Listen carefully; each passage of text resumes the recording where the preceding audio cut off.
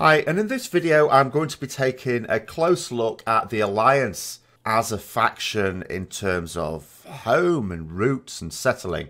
But before I start, as I've noted in the title, there are some spoilers here. They're fairly well-known spoilers, but nonetheless it's stuff that's not been revealed in game yet, and therefore is spoilerish if you wish to avoid these spoilers, and it's to do with things that have still got to come in Legion, as well as stuff that's in the Battle for Azeroth Alpha. Then, watch this sometime later. The racers of the Alliance, we tend to think about defending their lands against the onslaught of the various Horde racers, many of whom only really honed into view during this period of Warcraft 1, 2, 3 and into World of Warcraft. But actually, when you look at the Horde racers, they generally are all mostly fairly settled. Even the Goblins, and when you start a Goblin race, you're actually going through a scenario whereby they're losing their home and they're being dispossessed, but actually they find themselves a home and they're not mucking in with anyone else. They find themselves some land in Ashara and they settle in properly.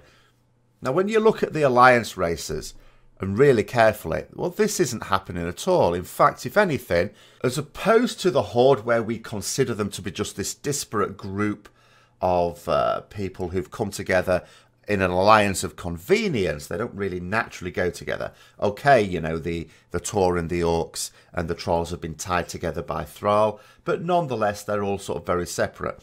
And the alliance is supposed to be much more natural of people just defending their lands. Most of them don't have any lands. So look at Alliance races so far. So we've got the humans based in Stormwind.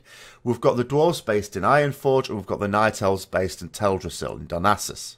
And these are the only three to have their own home.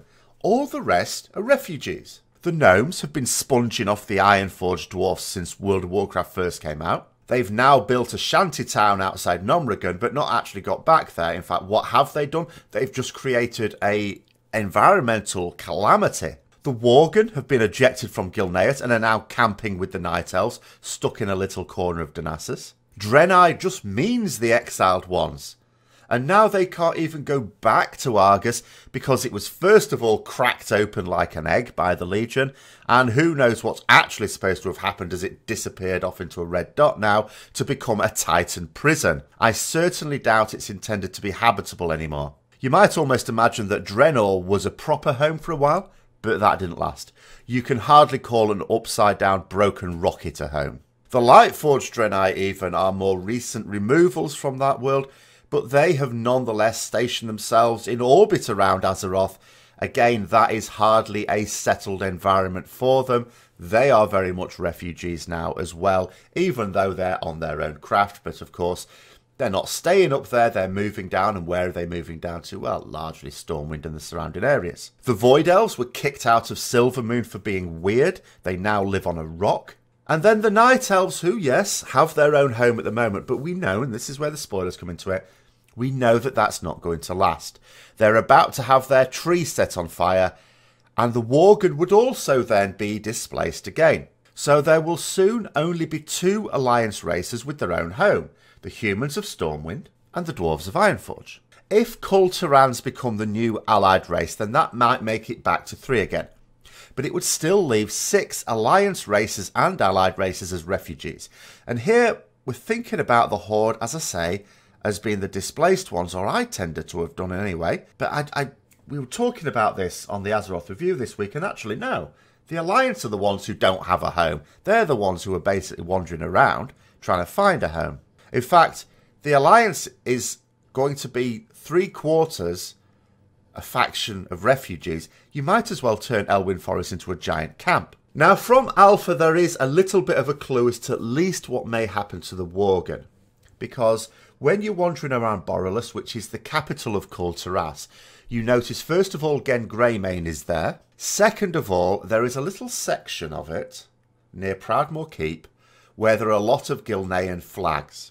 Now, as was noted when I was streaming this, it is possible that these are placeholders and that maybe they'll have flags of all the areas and it'll be like almost like an embassy for the different races as Kulturas joins the Alliance again, because this is the whole point of us going to Kulturas. We're trying to bring it back within the Alliance. But if not, and if this actually going to be where the Worgen settle, it could actually make a lot of sense.